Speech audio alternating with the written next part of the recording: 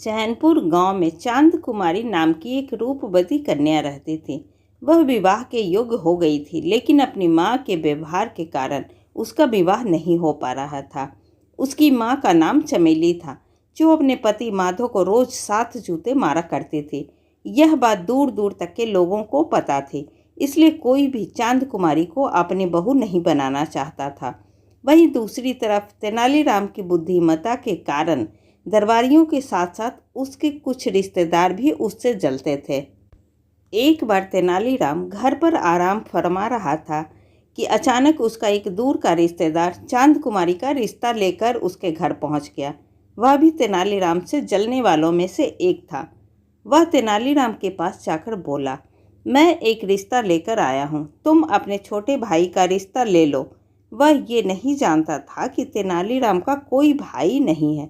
फिर भी तेनालीराम ने लड़की के बारे में पूछा, आखिर लड़की कैसी है, उसके बारे में कुछ तो बताओ। वह बोला, लड़की का नाम चांद कुमारी है, वह बहुत ही सुंदर है। तेनालीराम ने भी उसकी माँ के बारे में बहुत कुछ सुन रखा था, लेकिन फिर भी उसने रिश्ते के लिए हामी भर दी। अब वह रिश्तेदार चमेली के घर पहुँच गया और उसने ये खुशखबरी चमेली को सुनाई। चमेली यह खबर सुनकर बहुत खुश हो गई और उसने बहुत जल्दी शादी का मुहूर्त निकलवाकर उसे बता दिया। अब उसने मुहूर्त का समय तेनालीराम को जाकर बता दिया। तेनालीराम ने उसे खिला पिलाकर विदा किया। उसके जाने के बाद तेनालीराम सोचने लगा कि अब छोटा भाई कहाँ से लाया जाए। मेरा तो कोई छोटा भाई है ही नहीं। छोटे भाई की खोज में वह नगर की ओर चल पड़ा।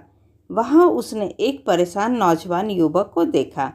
तेनालीराम ने उसके पास जाकर उसकी परेशानी का कारण पूछा तो उसने सारी बात बता डाली। तेनालीराम ने उसे काम देने का वादा किया, लेकिन उसके सामने एक शर्त रख दी। उसने तेनालीराम से शर्त के बारे में पूछा। तेनालीराम बोला, मैं जिससे कहूँ तुम्हें उस लड़की से शादी करनी पड़ेगी। वह युवक तैयार हो गया। मुहूर्त के अनुसार उसका विवाह हो गया। चांद कुमारी को विदा करते समय उसकी माँ ने उसे भी अपने पति को रोज जूते मारने की सलाह दी। चमेली बोली, बेटी, मैंने तेरे पिता को अपने वश में कर रखा है। अगर तू भी अपने पति को अपने वश में रखना चाहती है तो तू अपने पति को 7 की जगह रोज 15 जूते मारना। चांद कुमारी ने अपनी माँ की बातों पर हामी भर दी। अब जैसे ही बेटी चल दी तो चमेली ने माधव को उसके साथ जाने के लिए कहा। बेचारा माधव अपनी बेटी के साथ उसके ससुराल चला गया। चांद कुमारी ने ससुराल आकर देखा कि तेनालीराम और उसके पति का स्वभाव तो बहुत अक्खड़ है।